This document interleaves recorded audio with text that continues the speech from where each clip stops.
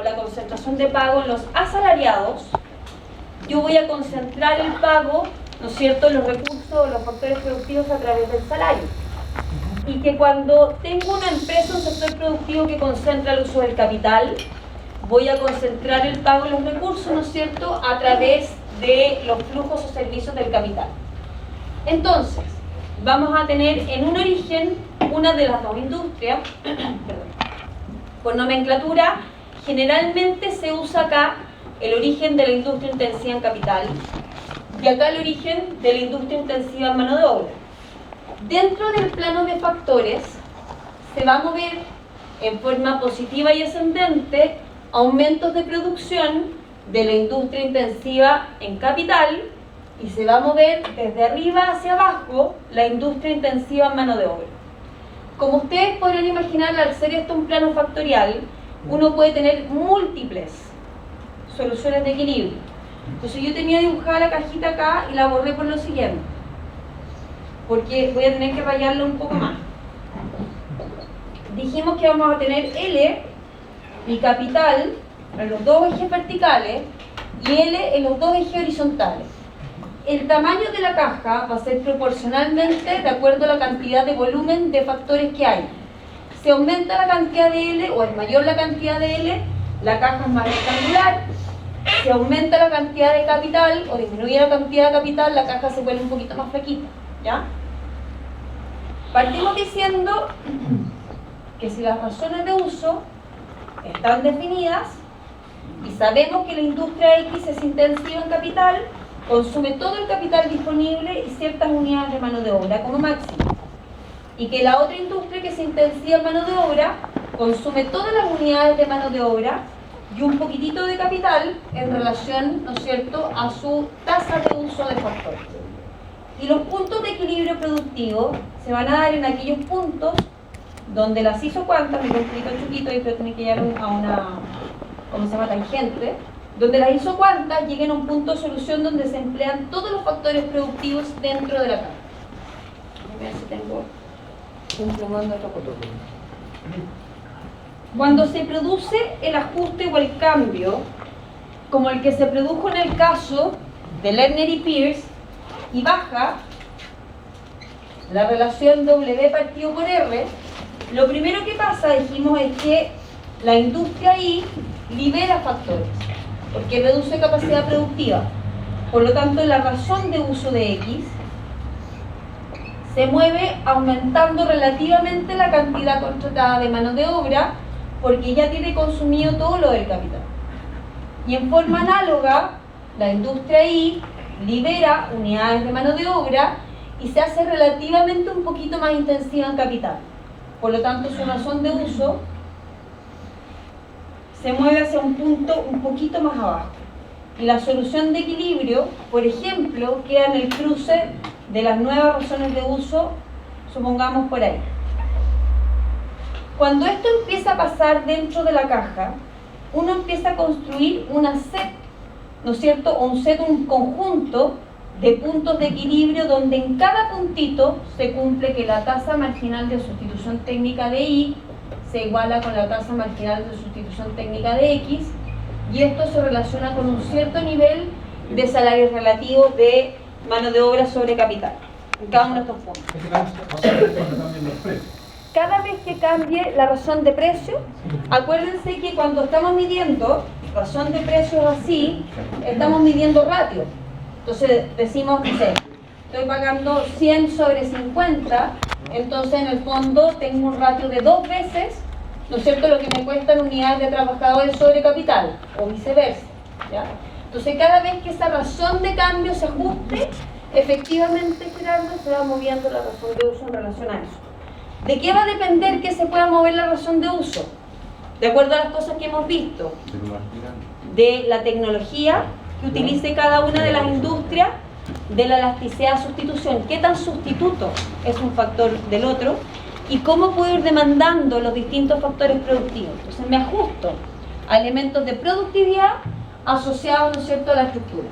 Entonces, dentro de la caja vamos a encontrar puntos de solución que cumplen con la condición técnica y que además cumplen con esta condición paretiana. que yo les decía antes de que salieran al break. ¿Qué quiere decir eso? Que si yo me moví de este punto A, por ejemplo, a un punto B, cuando me moví de A a B, aumenté la cantidad producida de X y disminuí la de Y, pero no empeoré las dos situaciones simultáneamente. O sea, alcancé puntos de optimización que absorbieron la distribución de factores que se movieron del punto A al punto B, pero alcancé una mejor solución de producto al satisfacer un nuevo volumen de producción de X. ¿Ya? Dentro de esta economía, acuérdense que no hay comercio. Entonces yo supongo que todos consumen la cantidad de bienes que se producen, por lo tanto no hay sociedad, ni de factores, ni de consumo, ni de productividad. ¿Correcto? Bueno, cada vez que vamos sumando puntos que se comportan de esta manera, se construye lo que se llama la curva de contrato. Cuando se une dentro de la caja todos los puntos como A y B, que cumplen con óptimo técnico y con óptimo paretiano, llegamos a una condición que me representa la forma en que se contratan los factores dentro de la economía. Y cuando las dos funciones son de tipo Cobb-Douglas, la forma de la curva de contrato es así. Cada puntito sobre la curva de contrato refleja la contratación de todos los factores disponibles dentro de la economía, refleja la optimización técnica en el proceso de contratación y producción y representa la condición de óptimo técnico en la contratación y producción. Por lo tanto, cada puntito es igualmente eficiente que el anterior. ¿Qué me decide o qué me permite entender que me pongo en un punto respecto de otro? Las preferencias de consumo de los consumidores locales. Si alguien dice que quiere consumir más X que Y, entonces me ubico en ese punto de producción. ¿Es la producción junto a la utilidad? ¿Eso es lo que pasa? Lo que pasa es que, fíjense que es súper importante, momentito, no hablen todo al mismo tiempo, súper importante entender que el gráfico me muestra cantidades, no precios. Entonces yo dentro del gráfico llego a volúmenes de producción y llego a volúmenes de factores. Si yo quiero llevar eso a valor, tengo que tomar los valores de precios de bienes y de precios de factores que el mercado me da. Y ahí valorizo. Pero ¿qué sé yo dentro del gráfico? Sé la tecnología. ¿Cuál estoy usando? Cobb-Douglas. Perfecto. Sé que si es Cobb-Douglas, va a ser una función por defecto que va a ser homogénea grado 1. Por lo tanto, se me va a cumplir la equivalencia de ingreso total con costo total. Y si yo tomo los valores del mercado, yo valorizo producto y valorizo costo. Y llego a una solución de equilibrio que me permite, en el fondo, llegar a cumplir con el supuesto de completa y perfecta contratación de factores dentro de la economía. Entonces, lo que yo les decía, lo único que me puede ayudar a determinar cuál es el volumen de producto va a tener que ver con el precio y la preferencia de los consumidores locales, que van a ser dos tipos de personas, los que quieren consumir unidades de X, los que quieren consumir unidades de Y, y por lo tanto entre ellos van a llegar a una solución de equilibrio en el volumen. ¿Cuánto X versus cuánto Y? Y eso va a estar definido por las preferencias del entorno que no están medidos en elementos de productividad. Porque yo les dije el primer día en este curso, acá no vamos a ver elementos de consumo, no vamos a ver preferencias, pero sabemos que están implícitas para poder decidir cuánto. Entonces la curva representa un cambio de inflexión en su forma. Esto es importante. Cuando las dos funciones representan una tecnología, ¿no es cierto?, de carácter Cobb-Douglas, homogénea de grado 1, fíjense que la formita de la curva contrato es curva, no es plana, no es simétrica, no estoy distribuyendo la caja en dos. Hay una razón lógica detrás de eso. Si esta industria es intensiva en capital y esta es intensiva en trabajo, la proporción de uso que mantiene más eficiente la forma de producir de X es usando más capital sobre trabajo. Por lo tanto, cuando va avanzando en su uso de capital, mejora la productividad relativa del capital sobre trabajo. ¿Hasta dónde? Hasta que satura las unidades de capital por unidades de trabajo respecto a su razón de uso y la productividad se le empieza a dar vuelta. Entonces la pendiente cambia. ¿Qué fenómeno explica eso? Rendimiento decreciente. Exacto. El rendimiento. Se lo traduzco, rendimiento decreciente. Cuando una firma exacerba el uso de un factor respecto a su proceso productivo, deteriora relativamente la relación de productividad de un factor respecto al otro. Entonces, si se me pasa la máquina, por decirlo de alguna manera, en contratar capital, porque yo sé que soy una industria intensiva de capital y vuelvo todo tecnológico, lamentablemente me voy a consumir relativamente la productividad de las horas hombre en relación a la máquina, y eso se demuestra por ley de rendimiento decreciente. Eso por la capacidad de la industria, de la empresa. Así es, la capacidad instalada. Porque hay eso, o sea, la caja no puede ser más obvia en eso. Hay una capacidad instalada máxima y tú no la puedes superar. Si quisieras cambiar el volumen de la capacidad instalada, entonces tienes que tratar de ojalá que la caja se expanda. ¿Ya? De hecho, hablábamos hoy día esto también con los chicos en la mañana. Cuando los empresarios invierten en 4 tipos de inversiones distintas. Uno es mantener la capacidad instalada sin ningún tipo de modificación. Yo les decía a los chicos, imagínense que ustedes tienen la mesa y la mesa se va desgastando porque la corren para llegar y se les suelta las patas y la mesa no está tan servible, entonces puedo dejar de poner menos cosas arriba de la mesa porque en cualquier minuto la mesa se me desploma, ¿sí?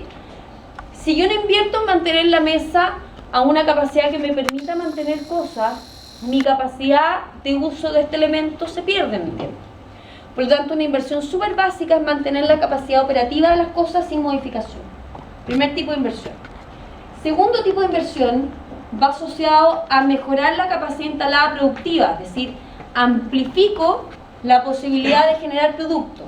Aumento las carreteras, aumento la instalación de redes eléctricas, aumento la capacidad sanitaria, aumento el tamaño de las plantas, aumento el volumen de oficinas, aumento el volumen de edificios que tengo construido, etcétera, etcétera, etcétera. Eso me aumenta la capacidad productiva. Cuarto, analizo brechas de inventario. Tercero, perdón, me salté uno. Tercero, analizo las brechas de inventario, ¿sí? Veo si tengo capacidad de acumular inventario para venderlo, ¿no es cierto?, de determinada manera, o necesito rectificar inventario. Entonces analizo volumen de inversión acumulando ítems que tienen valor agregado dentro de la economía.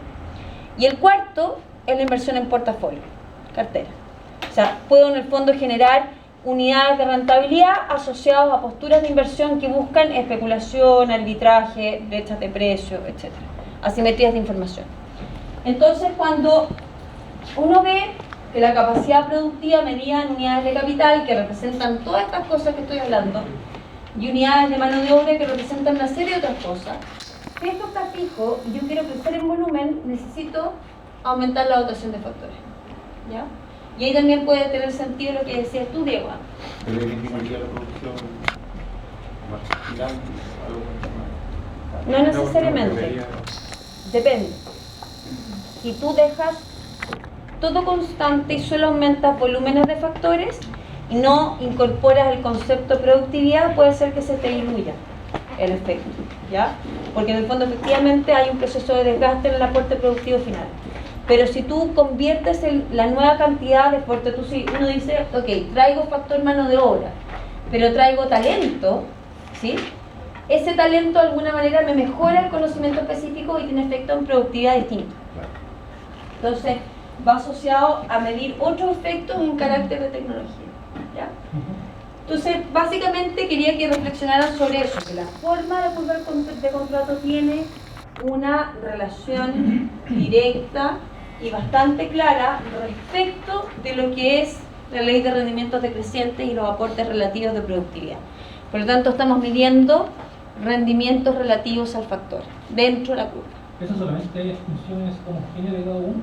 El modelo es de carácter clásico, por lo tanto, los economistas clásicos y el efecto marginal que después de la escuela austriaca son muy orientados a usar funciones de producción homogéneas de grado 1. ¿Por qué?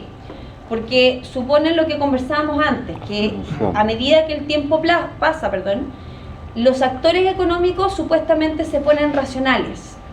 O sea, no hemos llegado todavía al aporte económico de el último premio Nobel de Economía, que justamente plantea lo contrario. Dice que las decisiones económicas hoy día están plasmadas de irracionalidad. Entonces, bajo los conceptos de irracionalidad, posiblemente no llegamos a esta solución de equilibrio. Pero si se siguen cumpliendo los preceptos de que las personas finalmente convergen en un aprendizaje que construye y que entiende las causas y efectos del error que tomó antes, seguramente uno converge en una solución que es mucho más óptima que la que tenía anteriormente, y eso sí equilibra los mercados. ¿Se entiende? En corto, Sí. A ver, no, en el corto plazo la causa y error es directa. Si tú estás, lo que pasa es que acá, si tú estás moviendo los dos factores, no puede ser corto plazo. no, por supuesto, pero si mueve uno... Si mueves uno, sí. ¿Sí?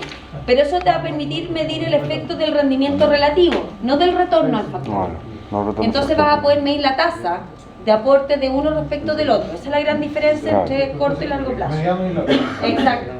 No hay retorno, sino lo relativo. Entonces la curva de contrato con funciones de producción de carácter contable va a tener esta guatita acá abajo y como la jorobita arriba, representando que en el eje superior tiene ley de rendimientos decrecientes para la industria intensiva en capital, y que en la guatita de abajo tiene rendimientos, ¿no es cierto?, decrecientes para la industria intensiva en mano de obra. Y eso tiene sustento en que la pendiente lisocuanta, acuérdense que es el ratio entre producto marginal de L partido por producto marginal de K. Entonces, si yo atoro o abuso el producto marginal de K, este se vuelve cada vez más chiquitito y la pendiente se vuelve más alta. Y si me pasa al revés, que el producto marginal del L se me va deteriorando, en el fondo la pendiente se vuelve más horizontal. Entonces cambia el sentido de la respuesta de la función de producción. Y eso es lo que estamos mostrando. Punto de inflexión. Exacto. Por eso necesitan matemáticas. Es un punto de inflexión. Así debería ser. O sea, uno siempre cree que en la economía, dado los supuestos de racionalidad y de ajuste y todo esto y de prueba y error, todos los sectores productivos deberían converger a una solución que fuera súper óptima. Ahora, en la práctica nos damos cuenta que eso es súper alejado de la realidad, que tenemos asimetrías de tamaño de empresa, problemas de información, barreras de entrada, costos y poderes de negociación distintos, y todo eso te lleva a articular equilibrios de mercado que no son perfectos.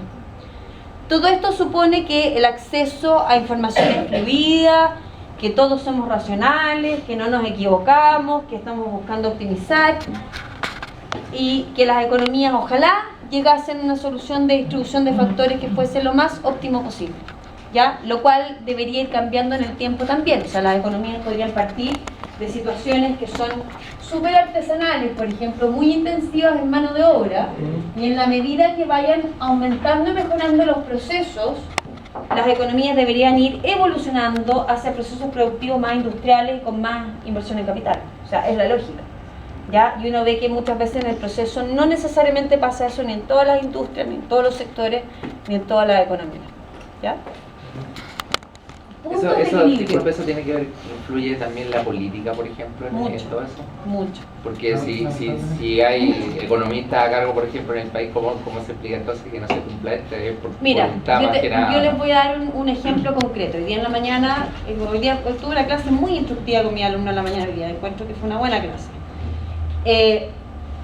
Hablábamos de esto respecto al tipo cambio, porque me estaban preguntando qué creía yo respecto al valor del tipo cambio, si iba a bajar o no. Entonces empezamos a articular los elementos que explicaban el valor del tipo cambio y llegamos a levantar una serie de razones por las cuales esto. No me voy a meter en macro porque los voy a desordenar. Quiero llegar al punto que me estás planteando tú. Entonces yo en un minuto les dije, ok, metan todos estos elementos que me están ustedes explicando como razones para que el tipo cambio suba y llevémoslo a un concepto. Ahí se perdieron completamente. No supieron cómo explicar toda la bandeja de cosas y decir, esto es lo que está pasando. Lo que tú dices tiene mucho sentido porque si uno dice, a ver, esto no es razón y motivo de los economistas porque los economistas no dirigen los países generalmente. Los economistas en algunos casos pueden ser que tengan ciertas ambiciones políticas, sí están metidos en gobierno porque tienen capacidad de integrar otras cosas y de asesorar a los gobiernos, ¿ya? Pero generalmente los economistas somos más ratones de biblioteca, nos gusta analizar más que estar en la confrontación ahí adelante de todo, a excepción de algunos casos.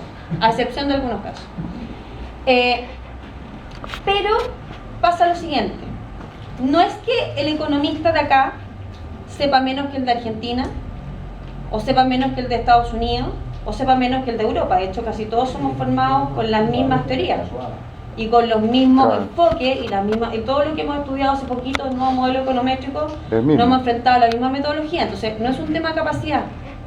¿Qué diferencia el resultado económico de algún país europeo, de otro asiático, de uno africano, de uno sudamericano? Tienen que ver con elementos de riesgo, más bien que otras cosas. Riesgo.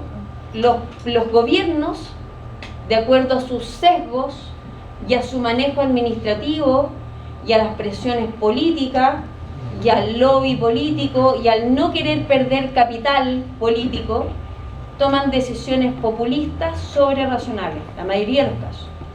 Y cuando uno hace una sumatoria vertical de los errores forzados y no forzados, tú le sumas elementos de riesgo a la evaluación y el ajuste macroeconómico del entorno, que no es tan fácil sacarse encima. Que lleva también una creencia capital. No es como llegar y decir, oye, chuta, me equivoqué en el gobierno pasado, entonces ahora voy a cambiar la política y voy a hacer que el entorno la tome como una nueva decisión y crean esto. La credibilidad en la economía es fundamental. Si tú no crees que las decisiones que se están tomando hoy día van a tener una convergencia en un resultado concreto, tú no logras generar ningún cambio de acción en los actores que tienen que tomar decisiones. De hecho, si uno hoy día argumentara por razones económicas el por qué los empresarios no están invirtiendo como han invertido en otros momentos de la historia económica, los fundamentos no están explicando ese problema. Tenemos baja inflación, las tasas de interés están bajísimas para conseguir, en el fondo, líneas de financiamiento, temas de evaluaciones, qué sé yo. La economía está creciendo lento, pues está creciendo. No tenemos crisis en temas de empleo. No tenemos desestabilización en temas políticos importantes, o sea, en términos de corrupción, falta de legislación, falta de institucionalidad. No tenemos ese problema. Entonces, ¿qué falla? La credibilidad y el riesgo. No se cree hoy día en lo que se está proponiendo. Y la evolución económica del mundo tiene, en el fondo, a todos los prospectos de proyecto en un vilo, porque no hay claridad y no hay certeza. Entonces, mientras yo no tenga certeza de que voy a vender todo lo que voy a producir, mientras no tenga certeza que voy a generar todos los flujos que tengo que generar para evaluar mi proyecto, mientras no tenga certeza que la tasa de interés se va a mantener baja, mientras no tenga certeza que van a elegir a Donald Trump en el norte, que va a salir un gobierno populista en Argentina, que Bolsonaro no va a lograr ordenar Brasil, que Europa va a seguir creciendo a tasas mínimas, o sea, mientras yo no tenga certeza de lo que pasa en la economía internacional con la cual me vinculo, ¿qué pasa?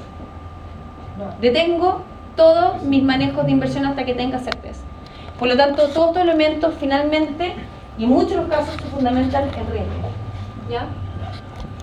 Para ir al tema concreto, porque quiero, ojalá tratar de dejarles un poquito encaminado el tema de la curva de contrato y los análisis específicos. Dentro de la curva de contrato, uno avanza en capacidades productivas para una industria y retrocede en la otra. Ahora, lo interesante que hay dentro de la curva de contrato, que como está explicado en este caso, es que uno puede tirar un ratio, ¿ya?, que de alguna manera representa el costo relativo. Entonces yo estoy buscando posiciones de costo relativo que ajustan las soluciones de producto y el uso de los recursos, pero teniendo como base que siempre estoy contratando todo. Nunca me queda rangos de posiciones de contrato que dejen factores ociosos. O sea, estoy contratando a toda la gente que quiere trabajar, estoy pidiendo todo el capital que está disponible para trabajar y lo estoy utilizando de la forma más eficientemente productiva que puedo hacerlo, ¿no es cierto?, trabajar dentro de la economía. Entonces, eso me permite, en el fondo, encontrar puntos de equilibrio sobre la curva de contrato. Ahora, dos cosas interesantes. Un punto en la curva de contrato es equivalente a un punto en la frontera de posibilidades de la producción. Cuando nosotros dibujamos una frontera de posibilidades, dibujamos bienes. Para el ejemplo que está en la pizarra, pescados y cocos, ¿ya? Nosotros vemos la cantidad de bienes que la economía puede producir, volumen de X y volumen de Y. Detrás del volumen de X e Y está todo el supuesto de la optimización productiva. Por lo tanto, para haber llegado a ese volumen de X o Y, yo contraté todos los factores que estaban disponibles en un momento en el tiempo al costo-precio relativo que estaban disponibles, y esto me permitió encontrar una solución de producción en base a los precios de venta, ¿ya?, de los bienes que vamos a producir. Esta economía no está buscando comercio, por lo tanto no estamos buscando brechas de valor. Va a haber una pendiente, un slope, ¿ya?, que me va a mostrar la tasa marginal de transformación, es decir, cuánto medido en unidades de ratio me dice que me tengo que concentrar la producción de un bien respecto de otro. Y esto va a tener un reflejo como de espejito en el proceso productivo. O sea, defino cuánto producir y defino inmediatamente cómo lo produje. Por lo tanto, el área que está dentro de la frontera de posibilidades de la producción es equivalente a la cajita de Edgeworth. Nicole, pero eso Sí. sigue siendo ineficiente. ¿Cuál? Lo que esté por debajo de la... Sí, por frontera. supuesto, porque ahí en el fondo está haciendo subutilización de los factores Subutilización. productivos. Por eso, aunque tenga esa Si tú te utilidad, quedas- sigue siendo ineficiente. Ojo, lo que pasa es que lo que acabo de decir es que un punto sobre la frontera de posibilidades de la producción tiene que equivaler a un punto de eficiencia en la curva de contrato. Ya. Ahora, hay una cosa que quiero explicar acá, que es buen momento para hacer. Si yo les dibujo la caja así, tengo, voy a tratar de hacerlo lo más grande posible para que todos vean, ¿ya? Cuando estamos dentro de la caja y estamos sobre una curva de contrato, cada puntito de producción equivale a un punto acá. Pero el plano de factores permite múltiples equilibrios. Entonces yo podría generar un equilibrio, por ejemplo, con un